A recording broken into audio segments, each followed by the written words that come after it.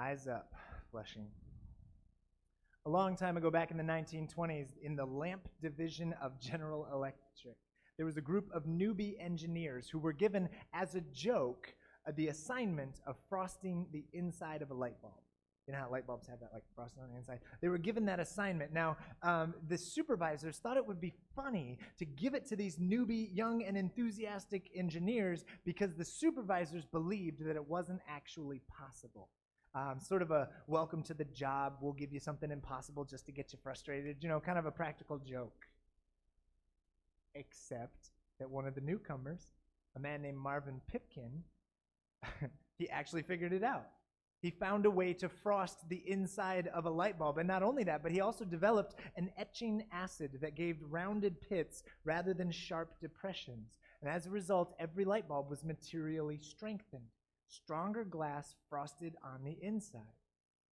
Fortunately, no one had told him that the impossible thing couldn't be done, so he went out and did it. Do you ever wonder what impossible things in the modern world are actually possible? We just haven't figured it out yet. Today is Vision Sunday. Today is my first Vision Sunday at this church. Now, you've probably never heard of that before because I made it up.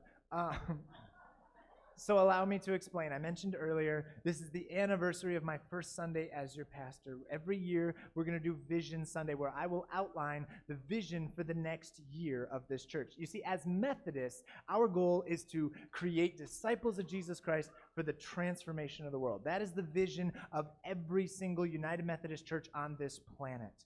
Now, as the transformation of the world. In this church specifically, we accomplish that by encouraging people to know Christ, follow Christ, and then share Christ. That's our job in this church all the time. Now, whatever mess is going on in our denomination, that's what we will be up to in this place. We have kind of a catchy phrase to remember that. Feed the spark, fuel the flame, feel the warmth. But Vision Sunday today makes it even more specific. We bring it down into the year 2019. What are our goals? What are our guiding principles for the next 12 months? Every year, we will have a guiding focus for every conversation 1 year at a time. We bring it down to a year. Now, this year, the vision statement is very simple. Eyes up, Flushing. And to explain that statement, we need to jump in to one of the most famous stories of Jesus' time on earth, walking on the water. So let's jump right into it in verse 22. And it says, immediately after this, Jesus insisted that his disciples get back into the boat and cross over to the other side of the lake while he sent the people home. And after sending them home, he went up to the hills by himself to pray. And night fell while he was there alone. If you didn't look, right before this story, right before the story of him walking on the water, is the story of him feeding the 5,000 people. He performs two of his most impressive, most famous, most talked about miracles, one right after the other. But in between these mountaintop experiences, Jesus stopped to pray, to spend time with God. I think a lot of us overlook just how much time Jesus spent praying to God. In his life, Jesus modeled for us how important it is to spend time with God every single day. When you wake up every single morning just a little bit early, or you go to bed just a little bit late, to spend a few minutes reading the Word of God and talking to him in prayer, that simple act makes you more like Jesus. Personal devotions in this distracted culture, those moments are tiny little acts of revolution in your spiritual walk with God. And then it keeps going in verse 24. Meanwhile, the disciples were in trouble. In trouble far away from land, for a strong wind had risen, and they were fighting the heavy waves. At about 3 o'clock in the morning, Jesus came towards them walking on the water. And when the disciples saw him walking on the water, they were terrified, and in their fear they shouted, "It's a ghost!"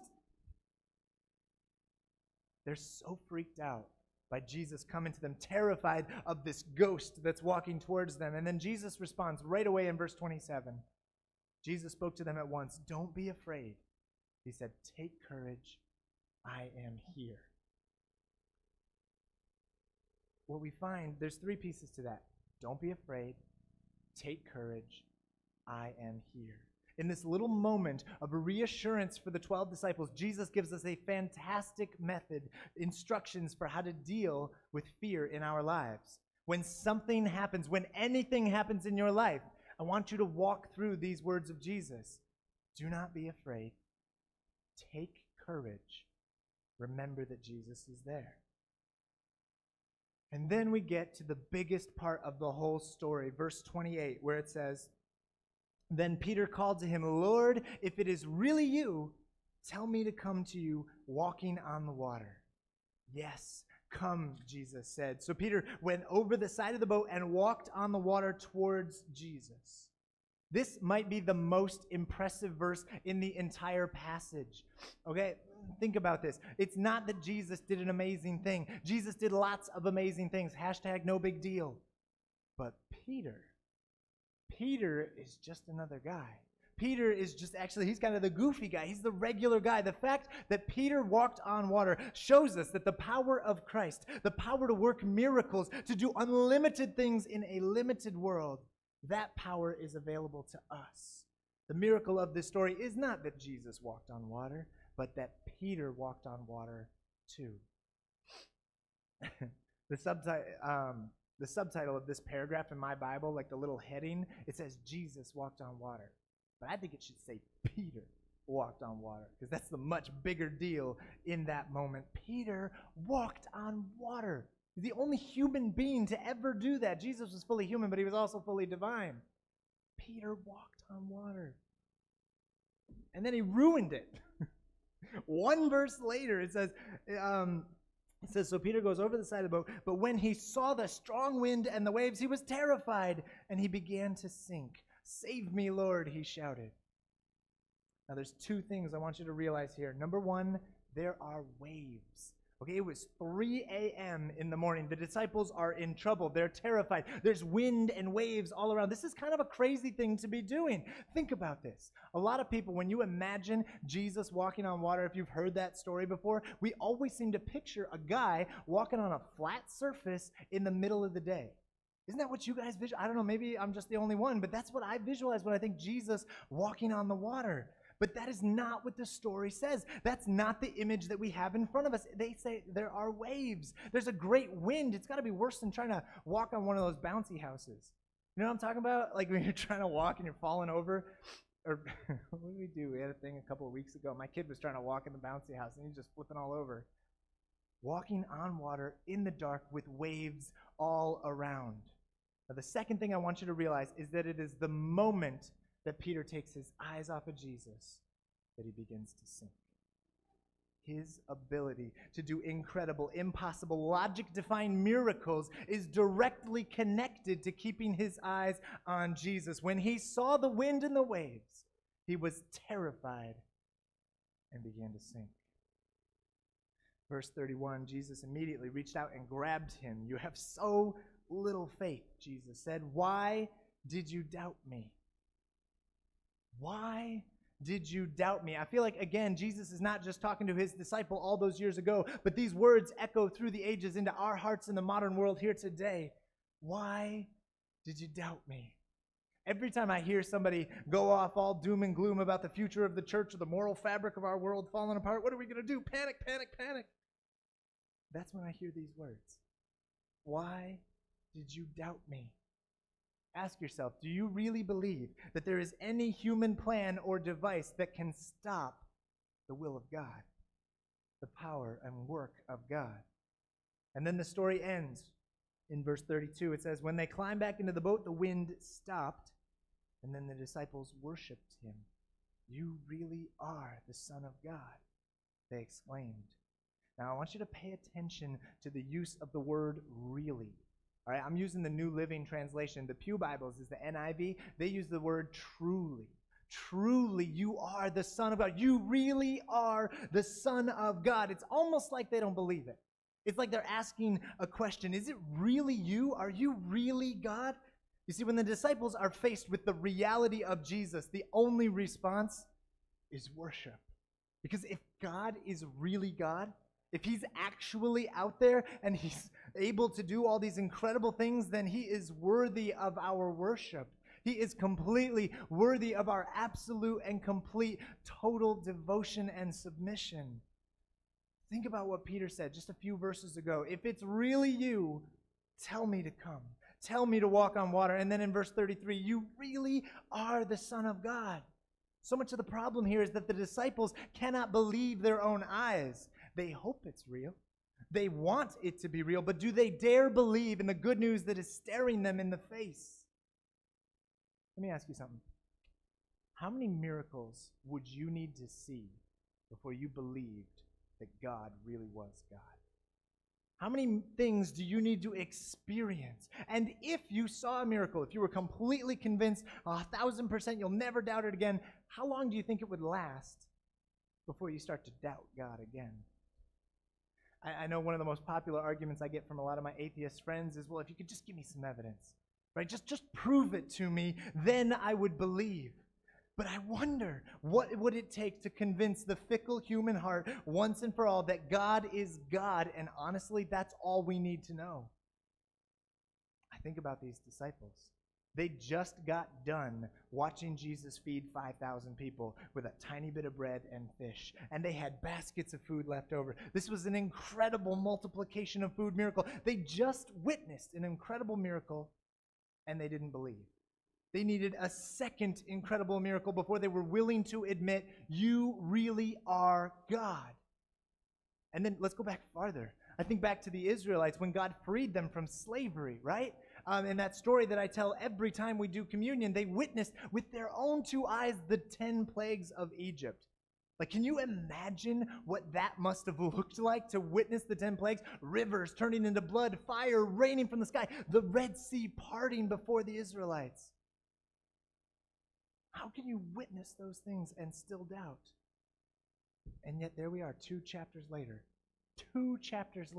in the book of Exodus, doubting God again. And I realize from the evidence of story after story in the Bible and in my life, what we learn is that when you take your eyes off of Jesus, the moment you take your eyes off of God, that is when you begin to sink. Eyes up, Flushing. The good news for us this morning is that Jesus really is Jesus. God is the point and purpose of everything we do. Jesus is everything he said he was and more. Jesus claimed equal authority with God, and then he proved it over and over. Jesus really is Jesus, the Son of God, Savior of the world. And when we come face to face with that reality, the only response is worship. And I think one of the greatest failings of the modern church is that we've been trying to do this thing without the reality of God. We've been trying to do this. So many Methodist churches, Flushing included, we've been trying to prop up an institution. We have been working in this place to make sure we keep a building open for our own satisfaction, for what we want. We have made church about us instead of about God. In the story of Peter walking on the water, we are the other disciples. We just want to get across the water, right? We just wanted a boat ride across the water, man. I just want to get to the other side. We do not want to actively participate in the miracle of the divine presence of Jesus working in our lives. We don't actually want to walk on water. That sounds like too much work. And because we have taken our eyes, our focus off of God and brought it down on ourselves, we have begun to sink. You take your eyes off Jesus, you begin to sink. You know what Peter didn't ask? Is it possible? Lord, if it is possible, tell me to walk on water. He didn't say if it is feasible or if it is reasonable. Lord, if it fits in the budget, then tell me to walk on water. Lord, if the straw poll tells me that the most people want it, then tell me to get out of the boat and walk on water. He didn't say any of that. He said, Lord, if it is really you, tell me to come. Jesus really is Jesus. God really is out there. And with him, all things are possible. Eyes up, Flushing. I believe that one of the greatest problems in this church is that we collectively have taken our eyes off of Jesus, and we have tried to do successful church without him, and we have started to sink. And so the application is really simple. Don't focus on the waves. Peter got out of the boat and walked towards Jesus, but it wasn't until he noticed the wind and the waves that he began to sink. Waves are anything in the life of this church that take our eyes off of Jesus. Make no mistake, the waves are there. If we're going to do something incredible in this place, and I think we are starting to, if we're going to do something amazing here, there will be waves. Okay, they are there, they are real. You might even get wet. But if you want to walk on water, part one, don't pay attention to the waves. Don't focus on the waves. And part two, you got to put your eyes back on Jesus. Let me show you what I mean. Wave number one that distracts us from Jesus in this church is gossip. We, as a congregation, do not trust each other anymore. Maybe we used to, right? But we do not give the benefit of the doubt to our neighbors anymore. When we see something that we don't like, so often we jump to the worst possible conclusion. Rather than taking the time to find out more information, to do the loving thing, to talk directly to a person, we don't do that. We'll go talk to our buddy instead. In this place, we are quick to take offense, quick to judge, quick to wave the red flags because we do not trust each other anymore. Get your eyes off the gossip. Get your eyes off of each other and put it back on Jesus. Eyes up, Flushing. Wave number two, past failures.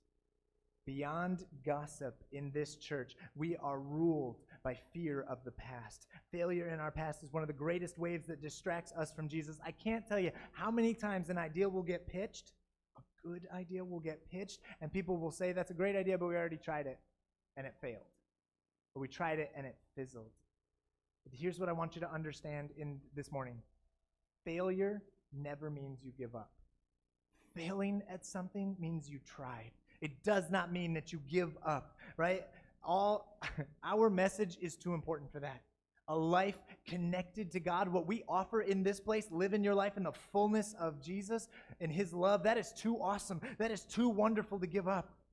Failure never means give up. Sometimes it means try again. Sometimes it means be patient. Try it in a different way, switch things up, but it never means give up. Take your eyes off of the past and put them back on Jesus. And then here's the big one. Wave number three, the LGBTQ conversation and the possibility of a split in the United Methodist Church. If we are not paralyzed by the failure of the past, then we are frozen by our fear of what the future might bring.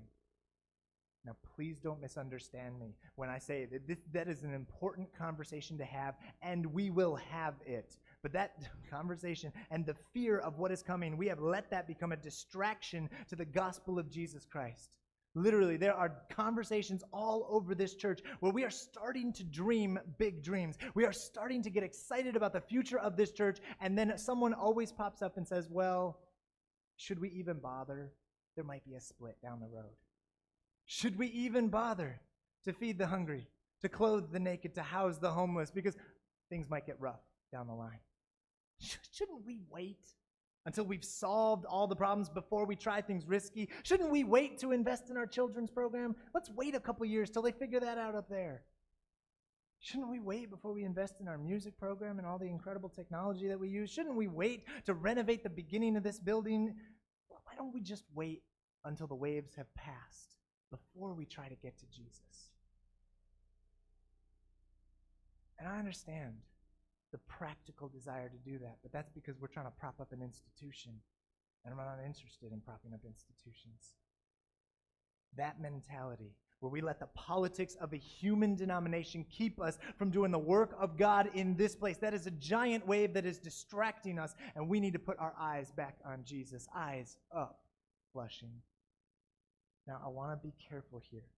The wind and the waves are real. We will have those conversations when they are coming, okay? Lots of things are coming down the road, that's true. But I guarantee you, we will be better able to handle those issues if we have our eyes on Jesus, right? When gossip and church drama arises, which it always does. I heard somebody say, well, sometimes I just feel like I need to leave the church and find a church that doesn't have any drama. I said, brother, you find them, you let me know. Doesn't exist. There's always going to be drama in the church, but we will handle that better if we have our eyes on Jesus. There will always be fear of the past failures or fear of the uncertain, unknown future. But we will handle those better if we have our eyes on Jesus. Think about this. Does the fear of the future change what we are instructed to do today? Jesus never said, only do ministry when the sea is calm. Jesus never said, love your neighbor only when it is convenient or you've solved all the human issues. He said, get out of the boat. In the midst of the waves, come and walk on water. I noticed that. It's not even in the sermon. When Jesus got in the boat, the wind went away. I feel like if I was the disciples, I'd be super annoyed because it's very obvious. Jesus made that wind. He was causing those waves. He said, get out of the boat in the middle of the waves. I'm not going to give you a flat surface to walk on. I'm going to give you trouble because that's the world you're going to go into. Those are the people you need to love. Get out of the boat. And then when Peter gets off the waves and into the boat, then the waves die down. I feel like I'd look at Jesus like, come on, really? Get out of the boat in the midst of the waves and walk on water. Don't let the waves distract you. Put your eyes back on Jesus, eyes up. And then part 3, do the impossible. Get out of the boat and walk on the water. Ask yourself, do you believe that Jesus really is Jesus? Do you believe that you have been given this time and this place to do the work of God, making the world a better place? I want to challenge you today. Do not let the fear of what tomorrow might bring change the reality of what this place is right now. We are doing good work in this place. We got a lot of opinions in the room, a lot of people on sides of different issues, but people are more complicated than that. And despite what the world tells us about how we're supposed to draw our lines and hate each other, we have been able to, so far, put aside our differences, keep our eyes focused on Jesus, and build the kingdom of God in these walls. You understand that what this church has done in the last year is remarkable. We have grown a little bit, but that's a lot compared to some other churches. You understand that so many churches are hunkering down. They're tightening their belts. They're looking at their budgets, and they're hoping to weather the storm in the boat until the drama has passed.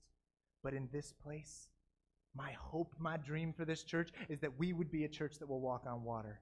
That we are going to believe that Jesus is still Jesus, and if we can keep our eyes up, we could do anything. We're going to walk on water in this church. If I had a gauntlet, that's where I'd throw it. Don't focus on the waves. Keep your eyes up, Flushing. Put your eyes back on Jesus. And then part 3, walk on the water. Do the impossible for God's kingdom. Marvin Pipkin, back in the 1920s, accomplished the impossible because nobody told him it was impossible. We keep our eyes on Jesus, so focused on his glory, so in awe of his wonder and what that means for us, we will accomplish impossible things because we won't even see the waves. And so I'll leave you with this. May you realize in your heart that Jesus really is Jesus. And may you let that realization move your heart into authentic worship for God. And may you put your eyes back on God and do something impossible today. Eyes up, Flushing. Amen.